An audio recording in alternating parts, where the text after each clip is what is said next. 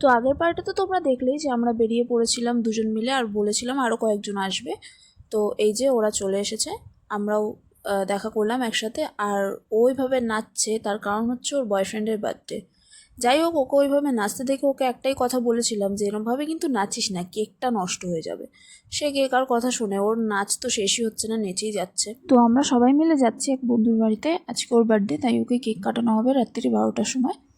আর ওই যে প্রথমেই বলেছিলাম এত নাচানাচি করলে কেকটা পুরো ঘেটে যাবে, ঠিক তাই। বাক্স খুলে দেখি কেকের সেই অবস্থা, পুরো প্লেট থেকে বেরিয়ে এসছে, আর চারদিকে ক্রিম লেগে পুরো কেকটাই ঘেটে গেছে।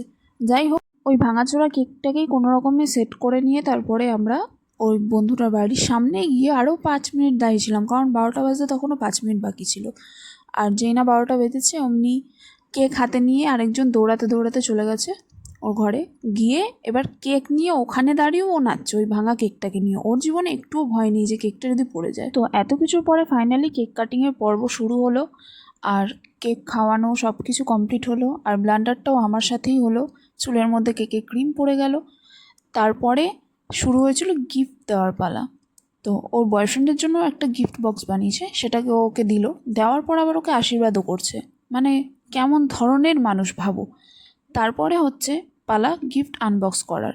তো গিফটটা খুলতেই টেডি বিয়ার দুটো নিয়ে টানাটানি, ওই দুটো বাড়ি নিয়ে যাবে, ভালো কথা। তারপরে পারফিউমের বক্সটা নিয়ে ওর কেড়ে নিয়ে বলছে ওর থেকেও দুটো পারফিউমও বাড়ি নিয়ে যাবে, সাথে ও জামাটাও পরবে, মানে ওর সব কিছুই চাই। তা আমার একটাই কথা, সবই যখন চাই তাহলে আর গিফটটা দেওয়ার কি দরকার ছিল বোন? তো এই সব করতে করতে তারপর আমরা চলে গেছিলাম রাস্তায় একটা পার্টি পপার ফাটাতে। তো পার্টি পপারটা ফাটানোর আগেই হয়ে গেছিলো ফুস, কারণ ওটা হাওয়া বেরিয়ে গেছিলো।